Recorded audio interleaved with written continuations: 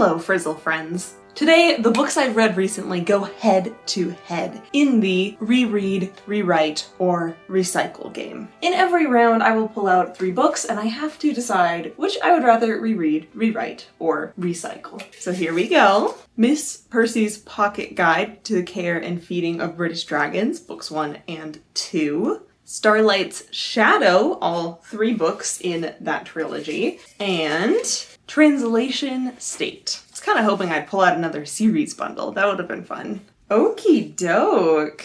Given the chance, I would be happy to reread all of these, but we must throw one in the trash, and I think the ones that I liked the least were the Starlight Shadow trilogy. This is a series of sci-fi romance books. Each book in the trilogy follows a different woman from the same bounty hunter spaceship crew. And then they all get to fall in love with a telepathic alien from a military squadron that they get tangled up with. And I really liked all of these books. One of the things that I love about the structure of these books is that it's very much close proximity with the heroine and the hero. They are thrown together to solve a sci-fi problem, and a vast majority of the scenes are about that sci-fi problem, about tracking down that bounty, about hacking into a system, about stealing something with a big heist.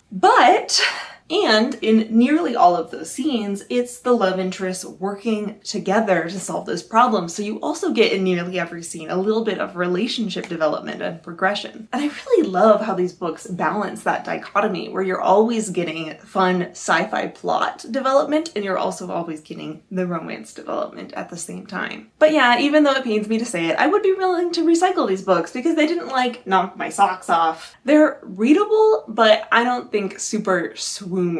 My personal favorite was book 2, and I think my least favorite was book 3, but they're all pretty close in there. I rated the Starlight's Shadow trilogy on average 3.3 stars, and their book tone is Byzantium Purple. Book tone is a reader personality test that I designed. If you would like to take the test or learn more, I'll have that linked down in the footnotes for you. Byzantium Purple means that the book is emotional and a mix of plot and character focused, and fits that reading personality type best. Okay, and now we're down to Translation State versus the Miss Percy's guidebooks. And you know, I think I'd rather reread Translation State. So there's a trilogy I read a while ago called the Imperial Ratch trilogy, and that's a series very much dealing with AIs and what it means to be human and culture and all of that stuff. This book is kind of a spin-off on that trilogy, taking place in the same world, and here's the plot of this. In this world, there's a group of aliens called the Presker, and they are pretty much like the eldritch horror gods that can just rip apart humans in a blink and don't really understand what humans are or anything. But in this series, the Presker and the humans have a truce, and the way that this was facilitated is that the Presker made a new species of alien, the translators, that could understand both human speech and whatever the Preskers do. And these aliens look like humans, but do not really understand human culture because they're raised by the Preskers and they're really weird and entertaining people. And the plot of the book Translation State is 200 years ago, one of these Presker translators ran away and got lost in the galaxy. And now we have people dealing with the fallout of that. We have a character who's been tasked with investigating this disappearance and trying to find where this translator ended up. And we have a Presker translator and a human that both get affected by this disappearance, and the politics swirling around it. And I loved this book. I loved it more than the original trilogy, and I think if you want to start here, it's a fine starting place. One of the things that impressed and fascinated me about this book is how hard it goes into themes of forming your identity. Because it's very much dealing with Presker translator culture that's right in between humans and the Presker, which is a very weird mix and doesn't mix well sometimes. It's also very much dealing with the themes of finding your independence, as all of our protagonists are kind of interacting with the wider galaxy for the first time and trying to do that, trying to establish who they are in relation to larger galactic culture and customs. So the character development is very strong. I liked it. And one of the reasons that I also feel like this book excels over the original Imperial Ratch trilogy is it's very much more focused. It's just one book and you got the whole thing. The Imperial Ratch trilogy wouldn't end up happening for books, or not at all. Or when it did happen, it would just be a board meeting. But I feel like Translation State very well balances the very intellectual themes exploration, while also throwing in some action scenes and puzzles and high-stakes environment for the characters to really wrestle with. I rated Translation State 4 stars, and its book tone is Celadon Green, which has me rewriting Miss Percy's Guide, Books 1 and 2. These books take place in historical England, where we have our Miss Mildred Percy, a spinster. And she is living a boring and somewhat unhappy life, staying with her rude and snooty sister. And then one day she gets an inheritance from this lost long great uncle that includes this rock thing, and then that rock thing hatches into a little dragon, and this is the start of the plot, where Miss Percy and the new friend she's making, including a love interest, are trying to figure out how to care for a dragon, while dastardly people in their social circle try to steal the dragon away from them. And one of the interesting things about this book is the writing style and tone. There are always asides and parentheticals from our narrator, insulting people. It's very non-stop witty in that way, and I personally really enjoyed that writing style. But if I was rewriting something about this book, I think I would give it a little bit more high-stakes, action-y plot. Is that what this book is going for? No. But would it make it better? I think yeah. Because while in the hands of this author, I do enjoy stories of quaint British life with a little bit of dragon mischief mixed in, I would also enjoy the higher stakes of feeling like the characters were really in danger sometimes. It's kind of funny that there's a moment in book 2 where for a second it does feel like some of our characters are in mortal peril. And then the book takes like a several page aside to assure us that none of the characters are gonna die and nothing permanently bad will happen to them, and it's kind of funny how purposely it undercuts the tension. And this book could have done with a little bit more tension. I rated these books an average of 3.5 stars. And now for round 2, we have Witch King, Gentleman Jole and the Red Queen, and the Bourne Identity. So of these 3, I know exactly what I want to do with these, and the one that I'm most passionate about is rewriting the Bourne Identity. Once upon a time, when I was about 13, I read the first 3 books of the Bourne series, and I really liked them. At the time, they were some of my favorite books, and then I hadn't reread them in like over a decade. So now was the time. I was actually inspired to reread these books because I read a different amnesia book, which I will also be reviewing in this video. More on that later. This book started out so strongly. It so carefully showed us the emotional and mental state of our main character, Jason Bourne. You've likely heard of the movies, and the book has somewhat similar setup premise, where an assassin special agent hitman guy loses all of his memory, and then it's about him trying to rebuild himself while all these people are trying to kill him for reasons he doesn't understand. And like the first about 20% of this book, I was loving it. It was setting up this angst so well, setting up a plot so well, and I just adored every part of it, and I completely understood why younger me thought this was one of her favorite books. And then we got to the rest of the book, and it got much worse. The pace completely slowed down. This book is like 600 pages long, and it really only needs to be 300 pages. There is so much fluff. There is so much of Jason Bourne just going back and forth and saying useless things to useless people, and they say useless things to him, and then he angst for like 20 pages, and then there's 20 pages telling you how cleverly he talks to the next person for hundreds of pages like that, and you could just literally cut out whole chapters from the book and nothing would change. And then as Jason Bourne is figuring out his identity, there's several really clever plot twists, which the movie does not spoil because the answer of who is Jason Bourne is different actually in the movie and in the book. So in the book, there's several, like, you think it's going one way and then it's actually a different thing and then it's actually a different thing, and which when I was reading this book the first time, I loved. And I thought that I had forgotten enough, but as I was reading, I remembered all the plot twists. And with all that clever surprise of them,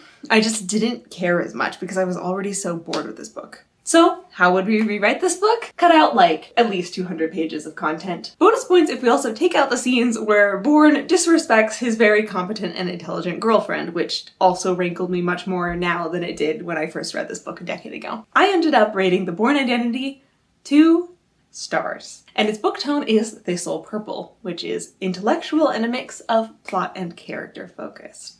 And then we have Gentleman Jole and the Red Queen versus Witch King. And let's talk about Gentleman Jole and the Red Queen for a minute because I would reread this book. I've been on a long journey with the 𝐂𝐻𝐎𝐂𝐀𝐏𝐄𝐒 saga, and this is the last book of it. This book follows Cordelia as she is kind of an old woman now, and she's just entering into a new stage of her life as her husband, a few years previous to the events of this book, has died from old age complications. And this is a book kind of about her rebuilding herself and finding new love, and it's really cute and I thoroughly enjoyed it. One of the things that I loved about this book is that it's dual perspective. So we get Cordelia's perspective, she's the Red Queen, and we also get her new love interest, gentleman Jole's perspective, and they both had such interesting and fun journeys to go through. I also loved how this book really acted like an epilogue to the entire series, where because it takes place so many years after so many other events of the series, it really does feel like okay, look where those characters are now, and giving us all their happy endings while also showing us what they're currently wrestling with and overcoming even in their old age. It was an incredibly cute book. I highly recommend this book and the entire series. I have videos reviewing the books and I have a video breaking down my recommended reading order for the series, and I'll link that all in the footnotes for you. I rated Gentleman Jole and the Red Queen 4 stars, and its book tone is uranium blue.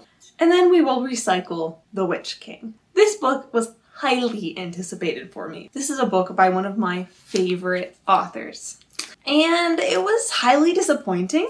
I have a video where me and my friend complain about this book for like 18 minutes, so if you want to watch that, I'll link it in the footnotes. We are very thorough. But let me just set the stage a little bit for you. This book starts from the perspective of a ghostly demon that likes to possess corpses. And this demon, our protagonist, has been locked away in a tomb for an undetermined number of years, when some evil and foolhardy adventurers come to let him out. They're trying to harness his evil power for themselves, but of course, he quickly kills them all. And there starts his journey of trying to figure out who put him in the tomb in the first place, and also looking for his other immortal friends. Which makes the book sound so good, but it is so boring because it turns not into a fun quest, but in a dull and repetitive quest where it feels like nothing is ever happening and it's just boringly traveling from place to place. Furthermore, because our protagonist is super powerful and has like 3 different types of magic and is expert in all of them, there never really feels like there's any stakes to this book because he never can lose any fights because he's just that good. And so, well, parts of this book was okay. Well, the beginning was really strong, and even though the protagonist is incredibly entertaining and I loved his narration and I loved his personality, in the end this book was disappointing because it was just so mind-numbingly boring and confusing in both the politics and the magic system. It's very, very poorly explained, which further contributes to me not caring enough about this book. I rated Witch King 3 stars, and its book tone is Celadon Green. It's got the atmosphere part because in order to love this book, you really have to love the complicated world building, and also you have to love just following a quirky character. A lot of this book is his quipping and interesting viewpoint on the world. And now, before we get to round 3, we have our dishonorable mentions of the day. And these books are the ones that I gave up on so quickly that I feel like I don't know the book well enough to give a full review for it. So we just get a little mention. And today's dishonorable mention is The Frugal Wizard's Handbook for Surviving Medieval England. I actually read this book as part of a reading vlog, and I'll link that down in the footnotes for you. But the short version is I gave up on this book because it drove me insane in how it completely bungled the amnesia trope, which is why I was craving reading Jason Bourne later, and how it so much tells instead of showing at practically every opportunity. And then round 3, we have The Road to Roswell, Renegades, the 3 books in that trilogy, and King Bullet. Okay, I think we're going to save the most passionate ones for last and talk about first rewriting The Road to Roswell. This is a new release from award-winning author Connie Willis, who I have read and loved books from before. This book follows our protagonist, Franny, and one of her old friends is getting married. The old friend is marrying a complete UFO nut, so the wedding is inside a UFO museum during a UFO festival in Roswell, the town in the American Southwest famous for aliens. But our protagonist, Franny, doesn't believe in aliens until she is abducted by one. And this alien, so he abducts Franny to be his chauffeur and be able to drive him places. And so begins a very silly road trip book. As Franny and the alien journey along the road, they end up picking up, you might say abducting, a few more quirky characters along the way. There's a lot of this book dedicated to the humans trying to understand their alien and the alien trying to understand the humans. There's a big language barrier that they're trying to overcome. Here is how I would rewrite this book. We've got Francine and someone that they abduct along the way named Wade. And it seems like everyone ships Francine and Wade. And that is the start of their romance side plot. And I felt like this was a really cheap way to create a romance side plot, is not through actual chemistry of the characters or them really like admiring and getting along well, but more through just like outside pressure on them. And I never believed that they really had any on-page chemistry or really loved each other in any way, and so it felt really like cheap and boring. And if I was rewriting this book, I wouldn't necessarily take away all of that outside pressure because I think it adds an interesting and funny element to their romance. But I do think we need to add in some more interactions between them where you get that flirting. We need to add in more moments where Francine is like actually crushing on this guy and not just, oh, I guess everyone else wants it, we'll try it out, maybe I love him. Like, so flat and cheap and unbelievable. Like, I can believe an alien abduction, but I draw the line at a romance without any chemistry between the characters. I rated The Road to Roswell 3 stars, and its book tone is International Orange, which is emotional and plot atmosphere focused. And then we have Renegades versus King Bullet. And let's save the happy gushing for last and first talk about recycling King Bullet. So King Bullet is part of the Sandman Slim series, and this is a series that I love. The premise of the series is we have a guy named James Stark who was unfairly imprisoned in hell and worked as like a gladiator fighter there for a decade. And then the series starts with him getting out of hell and then wanting to go take revenge on the people who put him there, and then accidentally saving the world, and again, like every single book with a new apocalypse. And I loved books 1 through 10 of this series. Need to reread them soon because they are right here in my heart. And then I got to book 11 and I really disliked it. And I'll link my reviews for the books of the series in the footnotes so you can get more rant about that. One of the reasons that I love books 1 through 10 of the series and completely recommend them is because there was a lot of deep themes being explored. The book was very careful about its symbolism and interesting premises, and even though every book would just be like, here's another apocalypse, it always felt fresh and new because our character was also wrestling with new emotional problems alongside with that apocalypse. It always felt so well orchestrated. And then book 11, a lot of the character arcs ended very poorly, took complete left turns. It was just annoying, filled me with rage. And then there's this last book, King